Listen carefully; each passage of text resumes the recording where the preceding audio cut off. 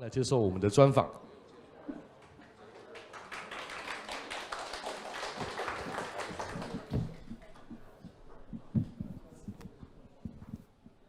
伟宁你好，你好，燕。伟宁，你可以跟我们大家社群的朋友们来讲解一下 Cobinhood 是一个怎样的交易所吗？好，这边大家应该至少都有听过 Cobinhood 吧？那其实我们最大的特色就是我们交易所是零手续费的，然后另外一个特色就是因为我们零手续费，所以我们配合的模式是我们做 ICO 承销，所以我们是 ICO 承销后赚的钱去做交易所营运。那我们承销后的 token 会根据一个比例，让你持有 COB token 可以用特价去购买这些 token， 所以就有点像是打折的概念。那这个 token 其实之后还有很多应用，比如说包含我们之后会推出保证金交易。那保证金交易的话，你就可以用 COB token 去做手续费减免，还有那个利息的减免。对，然后我还可以再讲一下，就是我觉得我们 Cobinhood 跟其他交易所很不一样的地方，就是在于说我们整个交易所的程式还有整个架构都是我们自己开发的。就是我知道像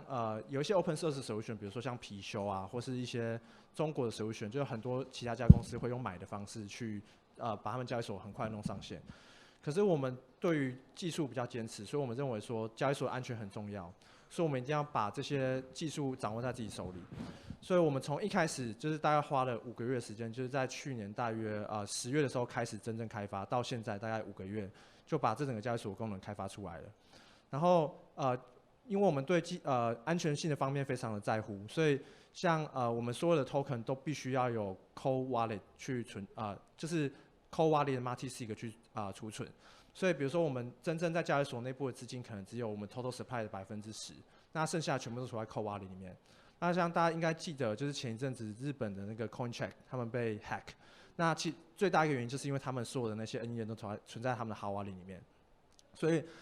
有些社群人可能会觉得说，Cobinhood 怎么上币上这么慢？那其实我可以跟大家讲，就是我们上这么慢的其中一个原因是因为我们对这些安全性的要求非常高。所以像再举另外例子，就比如说很多交易所他们可能会把他们的 private key 直接存在 full node 里面。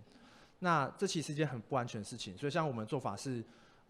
private key pair 的产生完全是由我们自己的程式去执行的，然后并且我们自己加密，然后存在我们自己的资料库里面，而不是存在外面的 full node。然后所以基本上这个 private key 在过程中完全不会流到外面的网络上。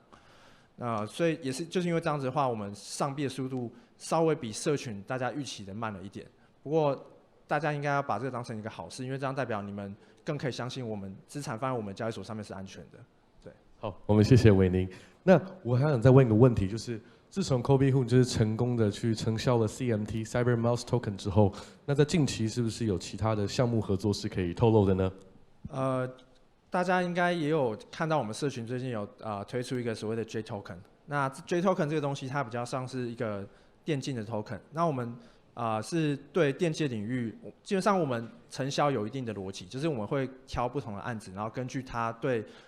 这个领域的贡献去选这些案子。那其实我们背后目前在 pipeline 里面还有大约10几个案子正在跑。那因为那些案子